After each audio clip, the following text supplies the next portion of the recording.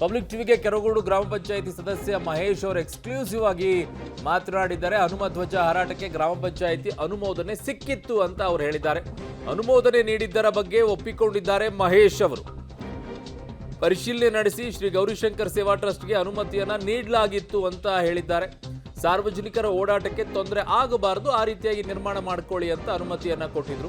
ಆ ಬಳಿಕ ಹನುಮಧ್ವಜ ಹಾರಿಸಲು ಗ್ರಾಮಸ್ಥರು ಅರ್ಜಿಯನ್ನ ಕೂಡ ಸಲ್ಲಿಸಿದ್ರು. 22 ಸದಸ್ಯರ ಪೈಕಿ 18 ಸದಸ್ಯರು ಹನುಮಧ್ವಜ ಹಾರಾಟಕ್ಕೆ ಅನುಮತಿಯನ್ನ ಕೊಟ್ಟಿರ್ತಾರೆ, ಸಹಮತವನ್ನ ಕೊಟ್ಟಿರ್ತಾರೆ. ಈಗ ಮಹೇಶ್ ಅವರು ಏನು ಮಾತನಾಡಿದ್ದಾರೆ, ಗ್ರಾಮ ಪಂಚಾಯತ್ ಸದಸ್ಯರ ಮಹೇಶ್ ಅವರು, ನೋಡೋಣ.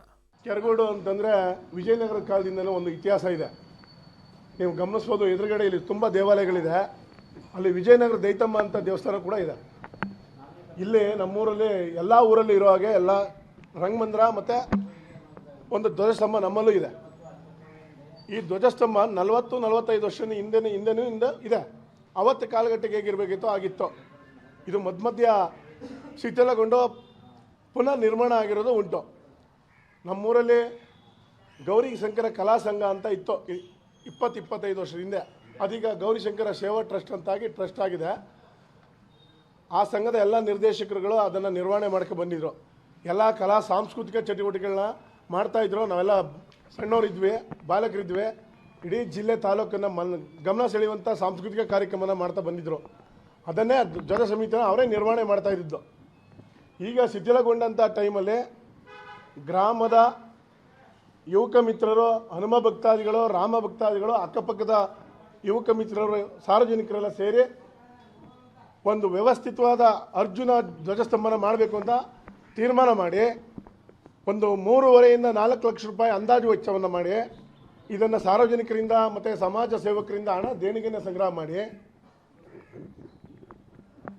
ಮೊನ್ನೆ ಲೋಕಾರ್ಪಣೆ ಆದಂಥ ಅಯೋಧ್ಯೆ ಶ್ರೀರಾಮಚಂದ್ರ ಅಯೋಧ್ಯೆ ಏನು ಲೋಕಾರ್ಪಣೆ ಆಯಿತು ಅವತ್ತೇ ಉದ್ಘಾಟನೆ ಮಾಡಬೇಕು ಅಂತಲೂ ಕೂಡ ನಾವು ಈ ಗ್ರಾಮಸ್ಥರೆಲ್ಲ ಮತ್ತು ಧ್ವಜ ಸಮಿತಿಯವರೆಲ್ಲ ಟ್ರಸ್ಟ್ನವರೆಲ್ಲ ಮಾತಾಡಿ ನಮ್ಮೂರು ಮಾರ್ಗವಾಗಿ ಹೋಗ್ಬೇಕಾದ್ರೆ ಒಂದು ಮಾರ್ಗೋಡ್ನಹಳ್ಳಿ ಅಂತಿದೆ, ಅಲ್ಲಿ ದೇವಸ್ಥಾನ ಉದ್ಘಾಟನೆಗೆ ಅವತ್ತು ಕುಮಾರಸ್ವಾಮಿಯವರು ಬರಬೇಕಿತ್ತು. ಅವ್ರ ಕೈಲೇ ಮಾಡಿಸ್ಬೇಕು ಅನ್ನೋದು ನಿಶ್ಚಯನೂ ಆಗಿತ್ತು. ಕುಮಾರಸ್ವಾಮಿಯವರು ಮಂಡ್ಯ ಕಾರ್ಯಕ್ರಮ ರದ್ದಾಗಿದ್ದರಿಂದ ಅವತ್ತು ಕುಮಾರಣ್ಣ ಮಾಡೋಕ್ಕಾಗಲಿಲ್ಲ.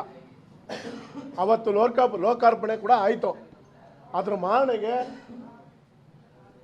26ನೇ ತಾರೀಕು ಗಣರಾಜ್ಯೋತ್ಸವ ಇದ್ದಿದ್ದರಿಂದ ನಾವು ನಾಡಧ್ವಜನ ಅನಾವರಣ ಮಾಡಿದ್ವಿ. ಇದು ಯಾಕಿದು ಹೇಳ್ತಾ ಇದ್ದೀನಿ ಅಂತಂದರೆ,